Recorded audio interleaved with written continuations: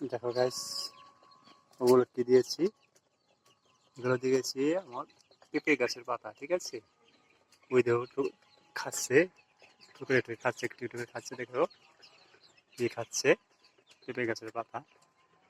ওই যে দেখাচ্ছে, ওই যে পেঁপে গাছের পাতা, ওই যে পেঁপে গাছের পাতা খাচ্ছে।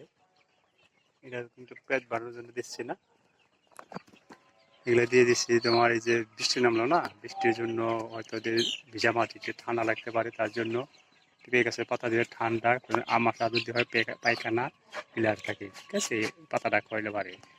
যদি ঠান্ডা লাগে কিংবা আমাশা হয় তাহলে সব কমপক্ষে একটানা 4 দিন খাওয়াইতে হবে। 4 দিন খাওয়াইলে পরে কী হবে, ওদের পায়খানাটা ক্লিয়ার হয়ে যাবে।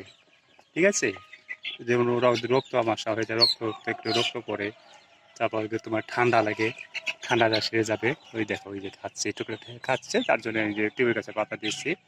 ঠিক আছে, দেখছো গাইস, এই হচ্ছে আমার ভিডিও।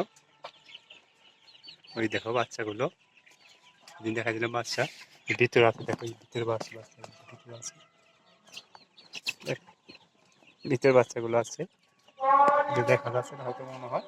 হ্যাঁ, এখান থেকে দেখা যাচ্ছে খাচ্ছি। ঠিক আছে, আর এই তো দেখো 1 মাস হয়ে গেল বাচ্চার, 1 মাস হয়ে গেছে। দেখো বাচ্চার বয়স 1 মাস হয়ে গেছে।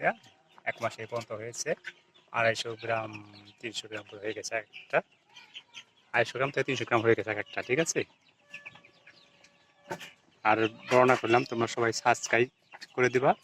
হ্যাঁ, দেখো করে দিলাম। হ্যাঁ, আর আমার ইউটিউব চ্যানেলে কিন্তু সাবস্ক্রাইব করতে ভুলবে না। হ্যাঁ।